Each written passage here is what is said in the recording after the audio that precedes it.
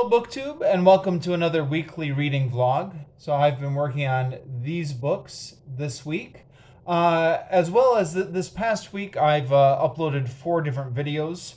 I uploaded a started video for the Linguistic Wars, which I explained what this book was and why I was reading it, specifically why I was reading the second edition. And I uploaded my review of Buddha Volume 7, and I'm now on to Buddha Volume 8 now, so the last book in this Buddha series. And then I did a couple travelogue videos. These are part of my ongoing project to document the sights of Ho Chi Minh City. So on Friday, I did the April 30th park. April 30 is, I believe, the day that the Saigon fell. The Vietnam was reunited.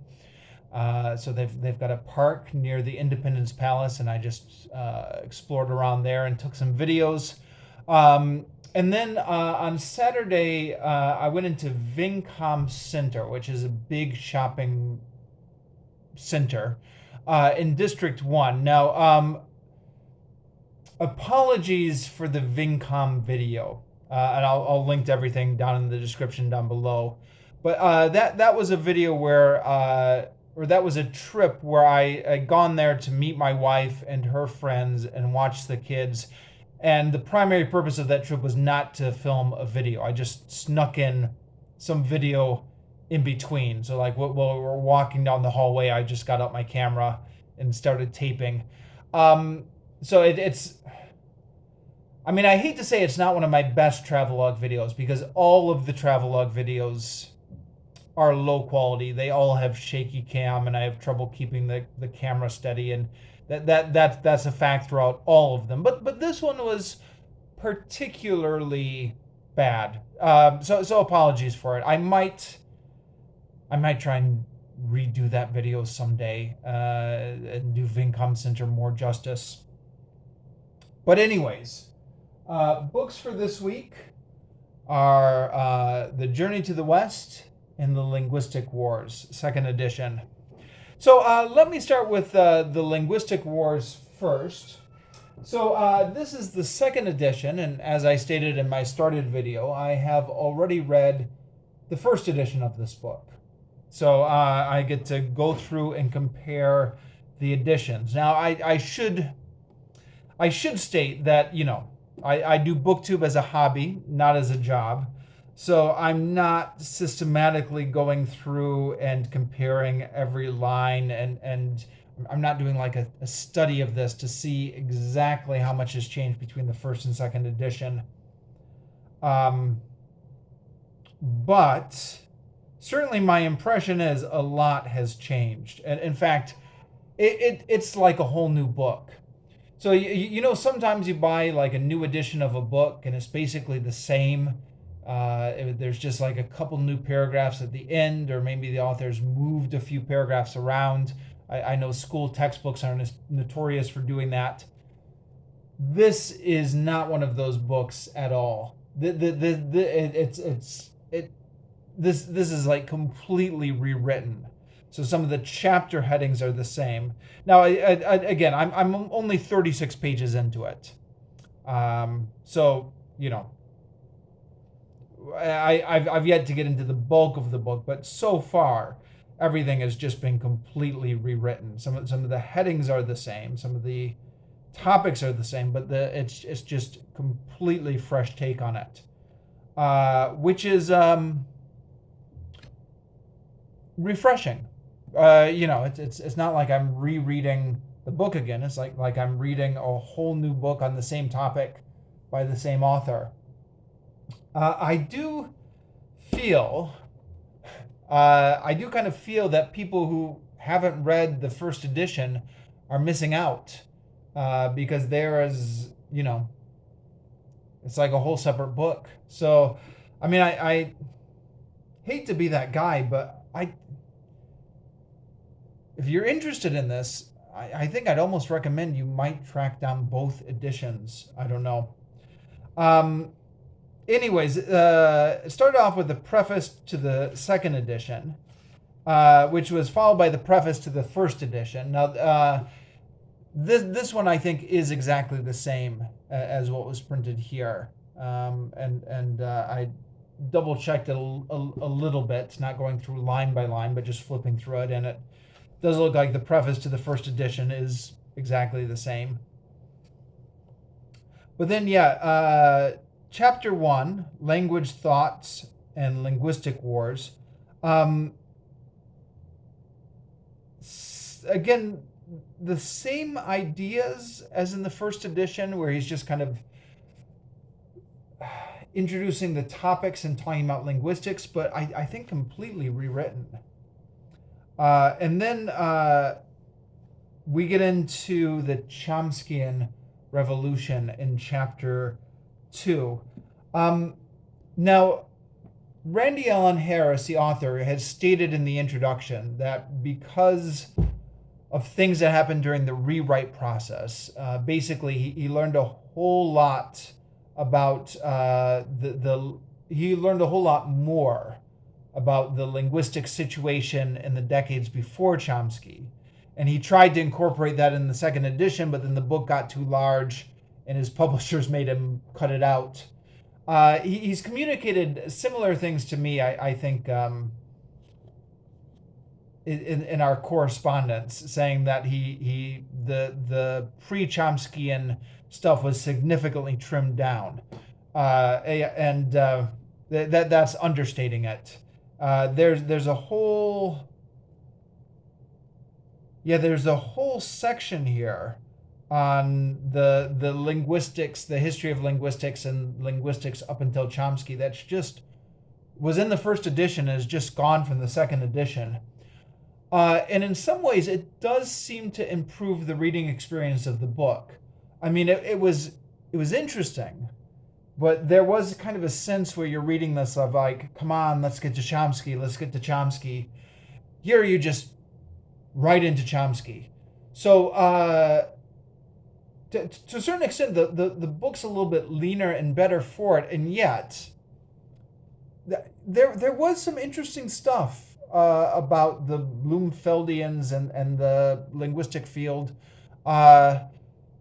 Now, Randy Allen Harris does say in his introduction to the second edition that he had, what's the word he used? Characterized them or caricatured them.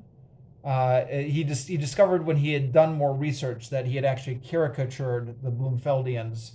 So perhaps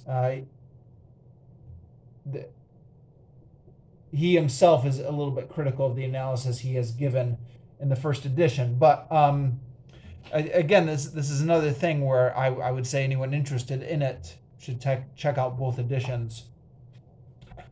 But yeah, then we get into Chomsky, and he talks about Chomsky's revolution with syntactic structures.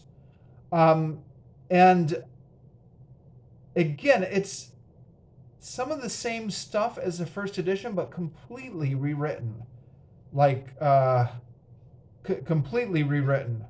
And I think in the second edition, you get a much better picture of why this was such a big deal at the time. He talks about Chomsky's connections with computer science and philosophy and English rhetoric, and how he was going back and forth between all those fields in a way that I think is much better explained here than it was in the first edition. I mean, this is a brief aside, but I remember at university talking to people who were studying computer science, and they told me they had to study Chomsky. And I was like, what? What does Chomsky have to do with computer science? I was familiar with Chomsky, the political theorist. I was familiar with Chomsky, the linguist, but I had no idea he was connected with computer science. I still don't largely understand it, but I understand it a little bit better now after reading this. Chomsky had a view of grammar that was like a computer. So the human brain processes grammar structures like a computer, I guess. And this, again, is something that's explained much better here in the second edition than it is in the first edition. That being said, Randy Allen Harris can be a little bit difficult to follow. And some of that, I think, depends on who the target audience for this book is. If the target audience is linguists or linguistic students, people already in the field with some background, then I think it should be fine. I imagine, but if the aim of this book is to capture people outside of linguistics, then I think it can be difficult to follow. I fully expect that he's going to lose me in the middle chapters, just like he did in the first edition. But so far, I'm hanging on to him. I'm following it, but I have to read it very slowly. He's one of those writers. He's a little bit too smart for his own good. He knows everything. And he has a lot of wit and humor, and he's trying to infuse these kind of technical concepts with wit and humor. But I think it's a case where, for the non-specialist reader, the wit and humor would not be as important at this point as just a very clear, simple, concise explanation. With a very simple vocabulary. The problem though is he's only got a certain amount of pages to set this up, and to do the amount of hand-holding that a new reader would need to understand this. I mean, you'd end up with a book like this just to explain the stuff that he tries to explain just in his first 30 pages. So to a certain extent, I guess it's unavoidable. I did see a critique of the first edition of this book, which says if the intent of this book is to target the non-specialist reader, the non-linguist, the layperson, then the book is a failure. If it's for the specialist, then it's fine. Now, all that being said, I'm a little bit ahead of myself because he hasn't lost me yet. I'm still following him. I'm aided by the fact that I've got some background in this now from some of the other grammar books I've read, and the fact that I've read the first edition. And I'm just taking it very slow, and I'm barely able to follow him when he's into the linguistic stuff. But his then we get into his personality analysis of Noam Chomsky, which, sorry, my camera's showing everything in mirror image, but it's called Into the Great Unknown, in which he talks about Chomsky's character and his position in culture. Now, this is the stuff I really eat up, and I find it quite well written. I find it well balanced. Now, I'm predisposed to be interested in this because, like I said in my previous videos, have spent much of my life being a Chomskyite, and not in the linguistic sense. I don't understand his linguistic theories, but in following his political stuff. So, because of that obsession, I really eat up these analysis of Chomsky's place in culture or his politics. But I think I don't know. I imagine this would be interesting to anyone. I mean, Chomsky is just a fascinating figure. Such a enigmatic is something that comes to mind. I think the word enigmatic is even used here in his descriptions. Um, I mean, yeah, it's just, I don't know. There's just so many fascinating stuff in here. You just want to say you should read it. He talks about anecdotes, both with Chomsky being incredibly helpful to people. There's an interesting one here. He quotes somebody on Twitter called Natalie is Online, who tweeted on December 7, 2018. When I was 18, I emailed Chomsky with some asinine questions about life, philosophy, and whether writing could make a positive dent on the world. To my shock, he responded with an essay-length reply. I think about that a lot when I meet academics who think they're God's gift. And he goes on to say, this is typical of Chomsky. He replies to everybody who reaches out to him and talks about his graciousness, but mixes that in with talking about his argumentativeness. He also talks about the famous Chomsky-Buckley exchange on the Vietnam War in 1968, I believe it was, which, as he points out, is all over YouTube. And I hesitate to admit this, but I've watched that exchange multiple times on YouTube. I just can't. I just find it such a perfect exchange. Chomsky at his sharpest.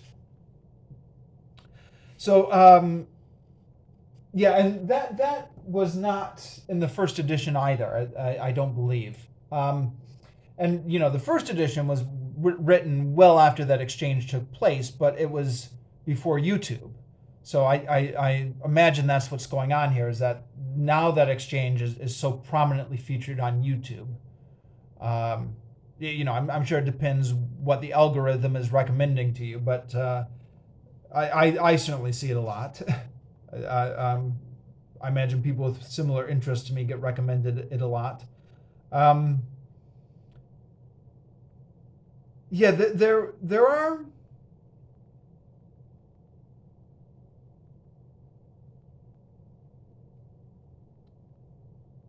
There are a couple nitpicks I could pick out here. First is the transcripts he gives I don't think is entirely accurate. Although I think he got the official transcript from he says in his notes, so maybe that's why it's a little bit different than the actual audio. The other thing is he says that Buckley threatened to smash Chomsky in his goddamn face. He said, I'd smash you into that. Yeah. Early in the interview, Buckley, threatened Chomsky that if he got out of hand, I'd smash you in the goddamn face, before breaking into his trademark smirk. Now, Randy Allen Harris might know this, but he doesn't say it in the book. It maybe needs to be added to that. When Buckley says that, he's making fun of himself because he yelled that at Gore Vidal during their debate in the Democratic National Convention, and it was like this big loss of control, and he's making fun of himself, referring back to one of his most embarrassing moments. So that's what Buckley's alluding to. He's not really threatening to smash Chomsky in his goddamn face. He's making fun of himself. The other thing is, he says when the exchange goes on, and Buckley walks into one of Chomsky's traps, says, go visit YouTube. You can see it dawning on Buckley's face. Well, I thought, it's been a few years. I'll go rewatch that exchange again on YouTube. So I went to YouTube and I rewatched it. And actually, Will Chomsky is springing his trap, that part that Randy Allen Harris alludes to, it goes into a wide shot, so you can't actually see the expression on Buckley's face. Although you do know Chomsky's got him because Buckley shuts up for a long period of time after constantly just trying to chime in and jab at Chomsky and not letting Chomsky finish the thought. Once that trap is sprung, and the trap he's talking about is the when Chomsky gets him with the Belgians in the Congo being the disinterested imperialists. If you go watch the video, you'll know what that part is. Once Buckley walks into that, he does shut up.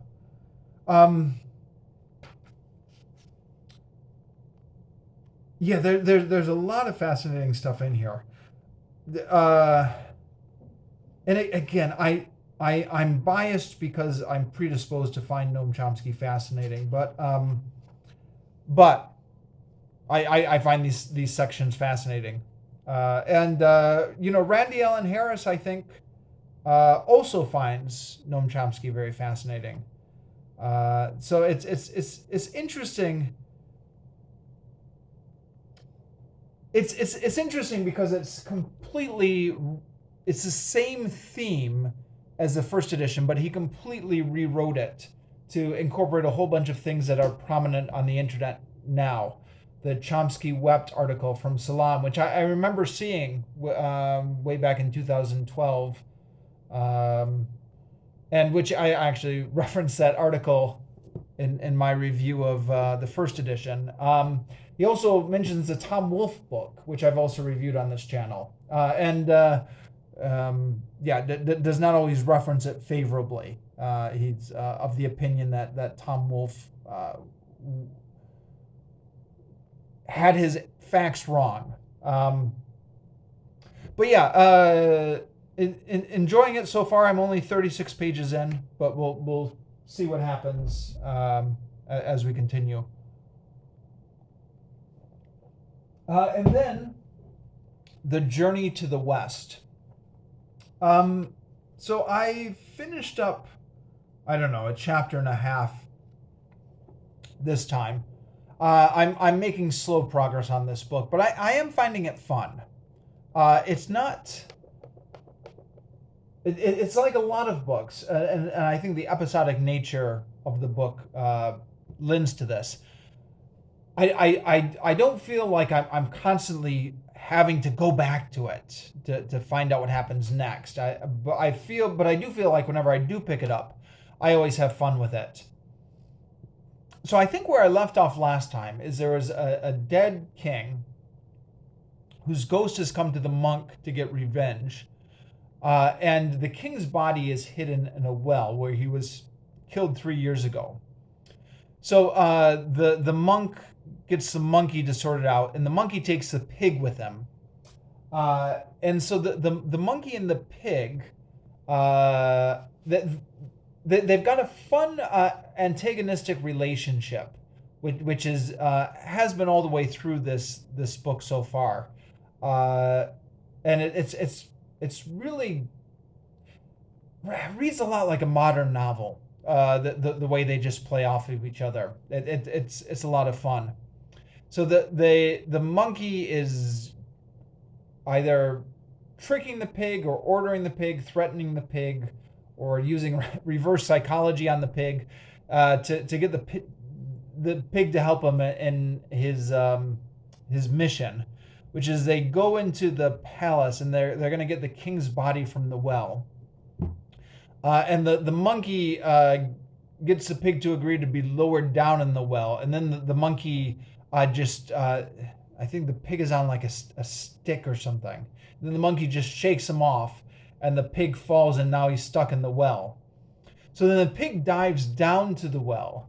And at the bottom of the well, there's a castle where one of the dragon kings is, because there's like a dragon king of the well.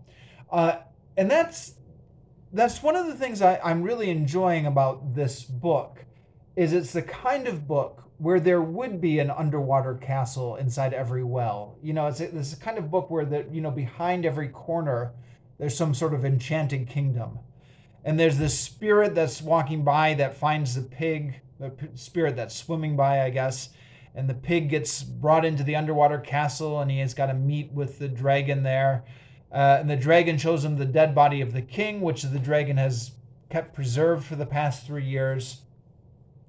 And the pig, being the idiot that he is, refuses to realize that this is the treasure that the monkey has sent him to get, and tries to argue with the Dragon King about what the real treasure is under the well. And eventually, after a lot of back and forth, the pig does end up with the body of the dead king, brings it back. Then the monkey, the pig tricks the monk into thinking that the monkey is able to revive the dead king. This is the pig trying to get his revenge. And the monkey, as has been established in earlier chapters, has a band around his head, which the monk can tighten by saying a band tightening spell. So when the monk does this, it tightens the band and causes the monkey pain. So the monkey ends up going up to heaven and getting a immortality capsule, immortality pill. And of course, heaven doesn't like him. They said, I forget the name of the god who's in charge of the immortality pills. Where is it? He said, the last time you were here, Lord Lao Zi. Last time you were here, you took all my pills. And the monkey finally gets him to agree to give him one of the pills. Then the monkey gives it to the king and brings him back to life. Then they go and they encounter the magician who's been pretending to be the king. And they have a big, long fight with him. But then it turns out at the end that the magician was the blue-haired lion of the Bodhisattva.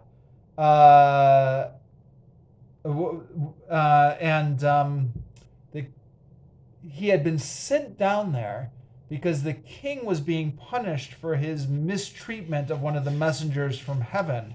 And that's so it wasn't actually an evil magician after all. It was the king being punished. So everything's sorted out, and then that was the end of chapter 39, and then we're on to chapter 40, which I'm just starting, but I think is the start of a whole new adventure. I guess we'll see. I'll continue on with it this week.